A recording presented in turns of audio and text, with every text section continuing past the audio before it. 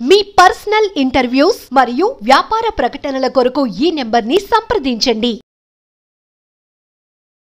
నమస్తే ఫ్రెండ్స్, నేను మీ Subhash acupuncture and chiropractic centre Tarnaka నుంచి.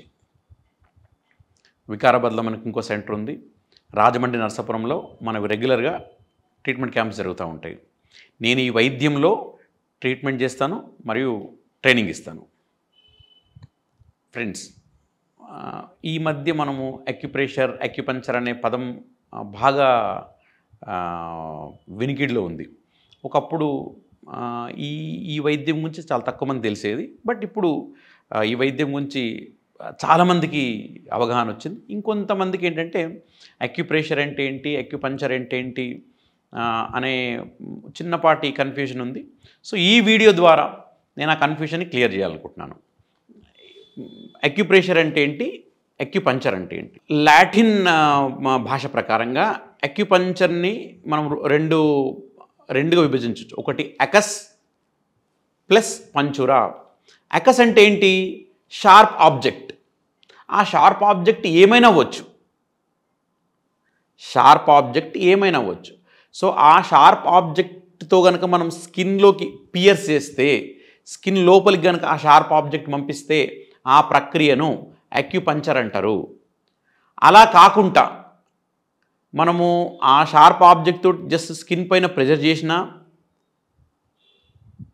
స్కిన్ లోపలికి పోకుండా మనం స్కిన్ పై నుంచి ప్రెజర్ చేస్తే దాన్ని అక్యుప్రెషర్ అంటారు. ఇంకా మామూలుగా ఈజీగా మీకు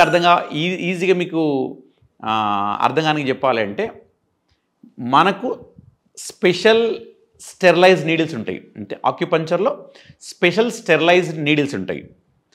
ఆ ఆక్యుపంచర్ నీడిల్ డయామీటర్ చాలా సన్నగా ఉంటుంది, చాలా తక్కువ ఉంటుంది.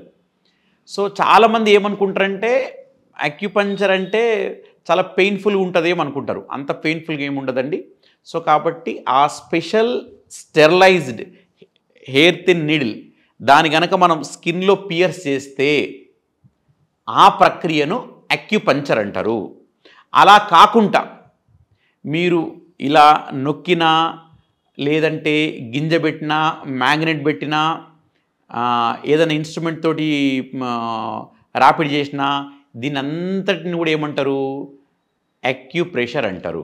సో దీన్ని నేను మీకు డెమోగా చూపిస్తాను.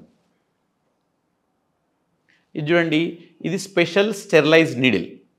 అంటే మీకు నేను వీడియో చేయాలి కాబట్టి ఆల్రెడీ నేను నీడిల్ రెడీగా పెట్టుకున్నాను. ఓకే, సో మనకు నీడిల్ ప్యాక్స్ ఈ రకంగా ఉంటాయి. చూడండి, ఇది కంప్లీట్గా స్టెరిలైజ్డ్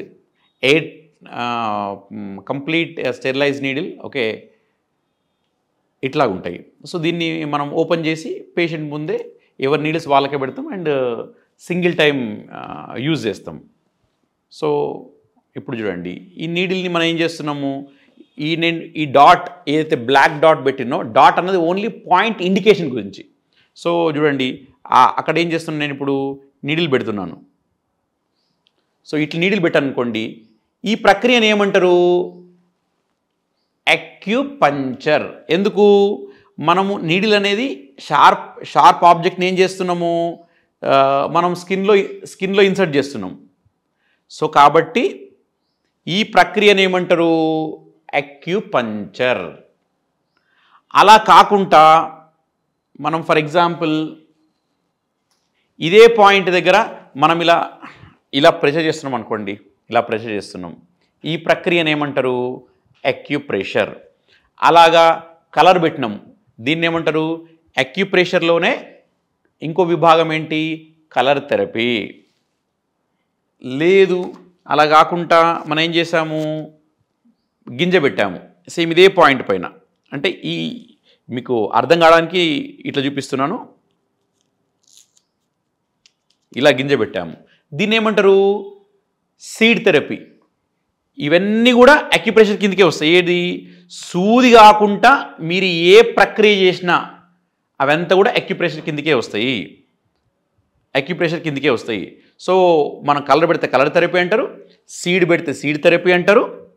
లేదు ఇలా కాకుండా మనం ఏం చేయొచ్చు, ఐస్ కార్తం కూడా పెట్టొచ్చు, మ్యాగ్నెట్ కూడా పెట్టొచ్చు. చూడండి మ్యాగ్నెట్స్, స్పెషల్ మ్యాగ్నెట్స్ ఉంటాయి. ఇట్లా మనం మ్యాగ్నెట్ పెట్టినప్పుడు దీన్ని మ్యాగ్నెట్ థెరపీ అంటారు. లేదు ఇక్కడ ఏమన్నా మనం ఆర్నమెంట్ పెట్టాము, ఆర్నమెంటల్ థెరపీ అంటారు. మళ్ళీ I want to make it very clear. మనం ఒకవేళ సూది పెడితేనేమో ఆ ప్రక్రియను అక్యుపంక్చర్ అంటారు. సూది కాకుండా మనం ఏం చేసినా కూడా దాన్ని అక్యుప్రెషర్ అంటారు. అక్యుప్రెషర్లో కూడా మళ్ళీ సబ్ డివిజన్స్ ఏంటి? ఒకవేళ కలర్ పెడితే కలర్ థెరపీ, సీడ్ పెడితే సీడ్ థెరపీ, ఆర్నమెంట్ పెడితే ఆర్నమెంటల్ థెరపీ, మ్యాగ్నెట్ పెడితే మ్యాగ్నెట్ థెరపీ. ఇంత వివరంగా ఎందుకు చెప్తున్నా అంటే చాలామందికి డౌట్ ఏముంటుందంటే అక్యుప్రెషర్ అంటే ఓన్లీ సూదులతో వైద్యం చేస్తారేమో అనే డౌట్ ఉంటుంది. కాబట్టి ఇంకొకటి అక్యుప్రెషర్ అంటే ఏంటి, అక్యుపంక్చర్ అంటే ఏంటి క్లారిటీ ఇవ్వడానికి నా ప్రయత్నం చేస్తున్నాను. సో కాబట్టి మన వైద్యంలో సూదులతో వైద్యం చేస్తాం. ఎవరికైతే సూదుల భయం ఉంటుందో సూదులు లేకుండా కూడా మనం వైద్యం చేస్తాము. నేను మళ్ళీ చెప్తున్నాను, మన దగ్గర స్పెషల్ స్టెరిలైజ్ నీడిల్స్ ఉంటాయి. సో కాబట్టి ఎవ్వరూ భయపడాల్సిన పని లేదు.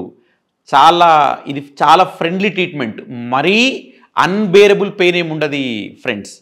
సో కాబట్టి ఈరోజు ఇప్పుడున్న కాలమాన పరిస్థితి ప్రకారంగా ఇది one of the very good adaptive treatment. ఎందుకంటే ఇందులో మెడిసిన్ ఉండదు. ఇప్పుడు మీకు తెలుసు, ఇప్పుడు ఏ జబ్బు వచ్చినా మనం మెడిసిన్ మీద డిపెండ్ అవ్వాల్సిన పరిస్థితి. సో ఆల్రెడీ ఏదైనా జబ్బు వచ్చిందనుకోండి, మీరు మెడిసిన్ తీసుకుంటూ ఉంటారు. సో నా ట్రీట్మెంటు మెడిసిన్ లేవు కాబట్టి నా వైద్యము ఏ వైద్యముతో అయినా జతగట్టడానికి సిద్ధము. అంటే హోమియోపతి తోటి మీరు నా ట్రీట్మెంట్ తీసుకోవచ్చు, ఆయుర్వేదతో ట్రీట్మెంట్ తీసుకోవచ్చు, అలోపతితో నా ట్రీట్మెంట్ తీసుకోవచ్చు. అంటే మీరు అలోపతి మెడిసిన్ వాడుతుంటారు, నా ట్రీట్మెంట్ తీసుకుంటారు. ఈ ఇంటర్నల్ మెడిసిన్ ఏముండదు కాబట్టి మనం బాడీ పైన ఉన్న శక్తి బిందువుల్ని ప్రేరేపిస్తాం. కాబట్టి దీనిలో మెడిసిన్ ఏమి ఇవ్వాల్సిన పని లేదు. కాబట్టి మీరు మీ మెడిసిన్ వాడుకుంటూ ఈ వైద్యం యొక్క సేవను మీరు వినియోగించుకోవచ్చు. మీ రుగ్మతుల నుంచి మీరు బయటపడవచ్చు. ఫ్రెండ్స్ నమస్తే, మళ్ళీ ఓ మంచి టాపిక్తో కలిసే ప్రయత్నం చేద్దాం.